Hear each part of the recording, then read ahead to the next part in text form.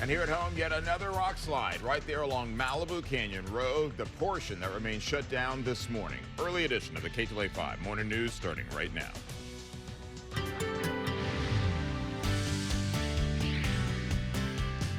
Well, good morning to you and hopefully happy Dry Out Monday. I'm Chris Shaw. I'm Megan Henderson. We appreciate you being with us. We're checking the roads with Ginger coming up shortly. First, we're talking weather. Good morning. Good morning. Yeah, kind of a cloudy, drizzly, weekend with rain kind of coming in waves. I have good news for the next weekend. No rain. Okay. Haven't been able to say a lot of that of late. So it looks like we're seeing the end of the rain. We'll start seeing sunshine. Cool. Yesterday was, definitely a chilly day over the weekend, below the average. But things will get much brighter and warmer for us this week. So good news there. Happy Monday, everybody. Thanks for being with us. We'll get right to it. We'll go outside. We'll talk about what's in store. Things look fairly quiet here from our Huntington Beach camera. We're not seeing too much there as far as any type of cloud coverage. Again, when the sun starts to bubble up, then we'll see at least what cloud coverage is out there. But we'll anticipate mostly sunny skies. That system now pushing off towards the east. 72 in the San Fernando Valley. Still struggling a little bit downtown in the upper 60s below the average.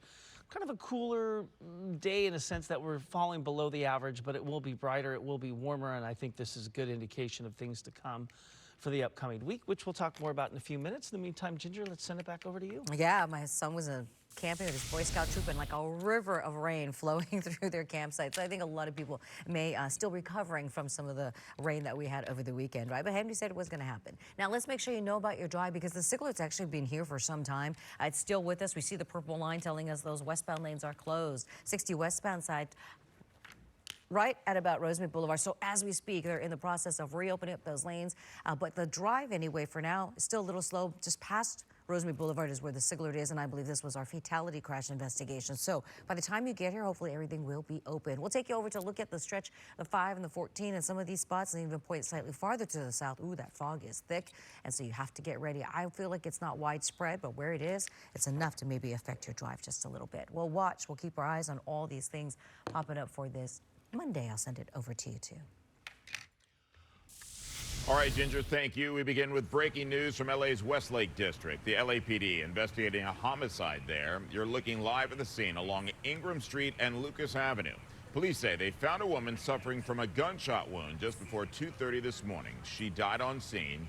No word of a possible suspect or suspects or even a motive for this shooting. Ktla Dt's Erin Myers on the way to the scene. She'll bring us the latest coming up.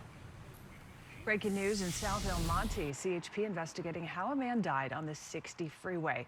He either jumped from or fell out of a moving car about midnight near Rosemead Boulevard. A female driver says the man was a passenger in her car. He hit the freeway and was struck by a big rig. The truck driver stopped to cooperate with officers. The man died on scene.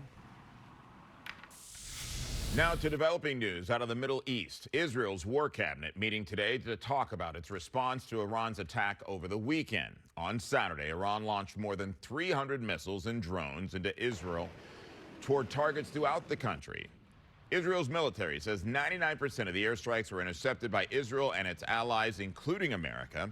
Iran says the airstrikes were in response to a deadly attack that Israel led on Iran's consulate in Syria. That was in April. Beginning of April.